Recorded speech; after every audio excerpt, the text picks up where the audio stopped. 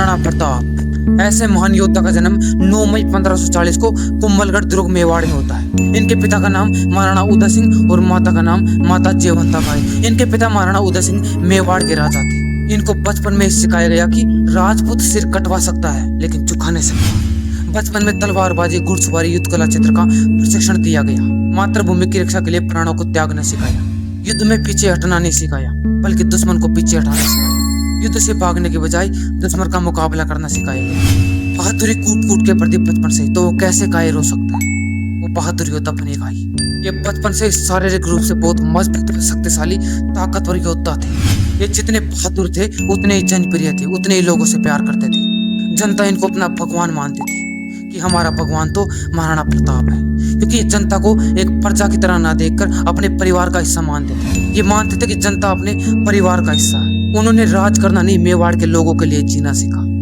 इसलिए तो महाराणा प्रताप को आज जन जन जानते हैं, वरना बहादुर योद्धा तो बहुत हुए हैं। वो मेवाड़ का एक सितारा था, वो लोगों का बहुत प्यारा था।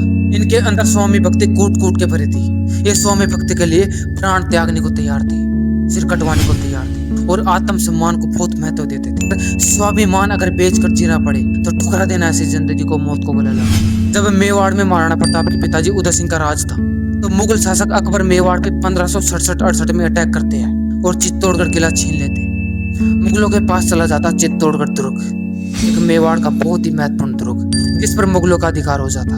उस वक्त महाराणा प्रताप 27 ईयर यानी 27 वर्ष के थे। वो उसी वक्त संकल्प लेते कि मैं मेवाड़ से मुगलों को उखाड़ फेंकूंगा। ऐसे चलते 28 फरवरी 1572 को महाराणा प्रताप के पिताजी उदय सिंह की डेथ हो जाती है। इसके बाद में उदय सिंह के बड़े बेटे जगमाल को राजा बनाने की बात की जाती है। जगमाल को उत्तराधिकार के लिए चुना जाता है और राजमहलों में जगमाल के उत्तराधिकार बनने की तैयारी होती है। और दूसरी तरफ महाराणा प्रताप जो बहादुर योद्धा थे, वे अपने पिताजी उदय सिंह के दाह संस्कार में यानी अंतिम संस्कार में भाग लेते हैं। महाराणा उदय सिंह को गोगुंदा में जलाया जाता है। वहां पे मौजूद सरदार महाराणा प्रताप की बहादुरी को जानते थे। वे जानते थे कि महाराणा प्रताप को अगर मेवाड़ का राजा नहीं बनाया जाता है तो मेवाड़ पर मुगलों का अधिकार होगा। इसलिए उन्होंने उसी वक्त 28 फरवरी 1572 को गोगुंदा में ही पिता उदय सिंह के दाह संस्कार के टाइम पे इनका राज्याभिषेक कर दिया। वहीं पर सलुम्बर के सरदार कृष्ण सिंह चुंडावत ने अपने अंगूठे से रक्त निकालकर महाराणा प्रताप का राज तिलक कर दिया जाता है और प्रताप को बनाया जाता महाराणा प्रताप। जब प्रताप सिंहासन पर बैठे तो मेवाड़ का विमान जाग उठा। महाराणा प्रताप का राज्याभिषेक होने के बाद में मुगल शासक अकबर को लगा कि महाराणा प्रताप को झुकाया जा सकता है, इनसे अधीनता स्वीकार करवाई जा सकती है। लेकिन उन्हें क्या पता था कि महाराणा प्रताप एक ऐसा शेर है जो सिर कटवा सकता है, झुका नहीं सकता। इसलिए अकबर ने महाराणा प्रताप को अधीनता स्वीकार करवाने के लिए अपने 4 दल भेजे, लेकिन चारों दल असफल हो जाते। अकबर कहते हैं कि झुक जाओ, सम्मान मिलेगा। प्रताप कहते हैं कि सिर कटवाकर अभिमान मिलेगा। अकबर ने साम्राज्य का वैभव दिखाया, महाराणा प्रताप ने अपनी मिट्टी को अपनाया। राजपूत सिर कटवा सकता है, वो झुका नहीं सकता। वो थे महाराणा प्रताप वीर योद्धा। जब महाराणा प्रताप झुके नहीं तो अकबर अपनी भारी संख्या के साथ में सेनापति मान सिंह को भेजता है और मान सिंह आता है उधर से अपनी बहुत बड़ी सेना के साथ। इधर महाराणा प्रताप की सेना बहुत कम थी, लेकिन सेना संख्या में कम थी, हौसला 7वें आसमान पर। वो मेवाड़ वाले राजपूत कभी झुकने वाले नहीं थे, वो हार मानने वाले नहीं थे, पीछे हटने वाले नहीं थे। और वो दिन आता है 18 जून 1576 जब विश्व प्रसिद्ध हल्दी घाटी का युद्ध होता है। हल्दी घाटी अरावली पर्वतमाला के 2 पहाड़ियों के बीच वाला रास्ता, एक सकड़ा रास्ता जिसमें से दुश्मन बहुत कम प्रवेश कर सकता था। अगर दुश्मन एक बार प्रवेश कर जाएगा तो उसको आसानी से मारा जा सकता था। इसलिए महाराणा प्रताप ने इस पीली मिट्टी के स्थान को, हल्दी घाटी को चुना अपने युद्ध के लिए, ताकि दुश्मन की बड़ी सेना को आसानी से हराया जा सकता। महाराणा प्रताप इतने भयंकर तरीके से लड़े थे कि पहली बार में दुश्मन की सेना को पीछे भागने के लिए मजबूर कर दिया। लेकिन दुश्मन की सेना में एक सैनिक मियत्तर का ये झूठी अफवाह फैला देता है कि अकबर खुद एक बहुत बड़ी सेना लेकर मैदान में आ रहा है। तो मुगलों की सेना में बड़ा जोश आया और राजपूत सेना में थोड़ा घबराहट सी हो गई। और मुगल सेना लाखों संख्या में थी, बहुत बड़ी सेना थी। उन्होंने अटैक किया, भारी अटैक किया, लेकिन राजपूत सेना हारी नहीं, पीछे कभी नहीं हटी और भयंकर तरीके से युद्ध किया और मुगल सेना को हरा दिया जाता है। कुछ इतिहासकार इस युद्ध को अनिर्णायक युद्ध कहते हैं, लेकिन महाराणा प्रताप इस युद्ध को जीत चुके थे। जब महाराणा प्रताप युद्ध कर रहे थे तो महाराणा प्रताप इस सेना के बीच में जाकर युद्ध कर रहे थे। महाराणा प्रताप को जब मान सिंह नजर आते तो महाराणा प्रताप अपने घोड़े चेतक के साथ मान सिंह के हाथी के पास पहुंचते हैं और उसके हाथी के पास पहुंचकर महाराणा प्रताप अपने चेतक घोड़े की दोनों टांगे ऊपर करके हाथी के सूंड के ऊपर रख देते हैं और मान सिंह पर महाराणा प्रताप अपने भाले का वार करते हैं, लेकिन मान सिंह होदे में छुप जाते और बच जाते।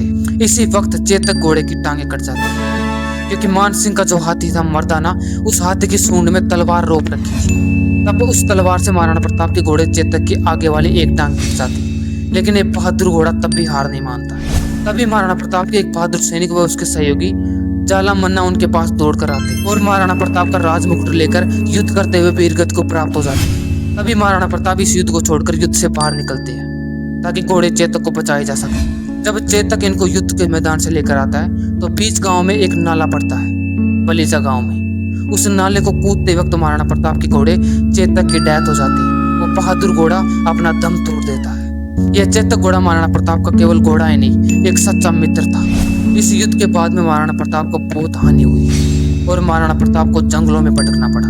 इन्हीं के साथ इनकी पत्नी अजबदे पंवार, इनका बेटा अमर सिंह, इसका पूरा परिवार इनके साथ था और इनकी सेना इनके साथ जब ये जंगलों में भटक रही थी। ये राजमहलों को छोड़कर जंगलों में भटकते रहे, लेकिन दुश्मन के सामने कभी सिर नहीं झुकाया। ये कहते हैं कि स्वामी भक्ति के साथ कभी धोखा नहीं करूंगा, सिर कटवा सकता हूं लेकिन झुका नहीं सकूंगा। वो थे महाराणा प्रताप, बहादुर योद्धा।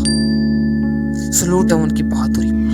ये जब जंगलों में भटकते रहे तो इनके पास धन की कमी आ गई, सेना की कमी आ गई, हथियार की कमी आ गई, सब तरह से एकदम कमी आ गई थी। तभी इनके एक सच्चे मित्र और दोस्त भामाशाह इनसे आकर मिलते हैं। इनकी परिस्थिति को देखते हैं और इनके हौसले को देखते हैं तो उनका भी खून खोल उठता है और उनकी पूरी संपत्ति को महाराणा प्रताप के चरणों में अर्पित कर देते। ये इतना धन था कि 25,000 सैनिकों का 12 वर्षों तक खर्चा चलाया जा सकता। महाराणा प्रताप ने जब इस त्याग को देखा, इस बलिदान को देखा, इस बहादुरी को देखा तो वो एकदम भावुक हो गई और भामाशाह को गले लगा लिया। वो थे महाराणा प्रताप जो जन जन के दिलों में राज करते थे। इसके बाद में सन 1582 को दिवेर का भयंकर युद्ध होता है, जिसमें महाराणा प्रताप के बेटे अमर सिंह अपनी बहादुरी को दिखाते हैं। उसने मुगल सेनापति सुल्तान खान को अपने भाले से ठोक के मारा था और ऐसा मारा था कि भाले सहित जमीन में गाड़ दिया था उसने। इतने भयंकर तरीके से मारा था। ये अमर सिंह प्रथम की बहादुरी की जीत थी। ऐसे बहादुर योद्धा महाराणा प्रताप ने 19 जनवरी 1597 को 56 वर्ष की उम्र में चावंड में अंतिम सांस ली। उनका बलिदान भी मेवाड़ धरती के लिए एक बहुत बड़ा अभिमान था। सलूट है उनकी बहादुरी पर महाराणा। तो कैसे लगी आपको ये जानकारी, कमेंट में लिखिए। जय महाराणा प्रताप।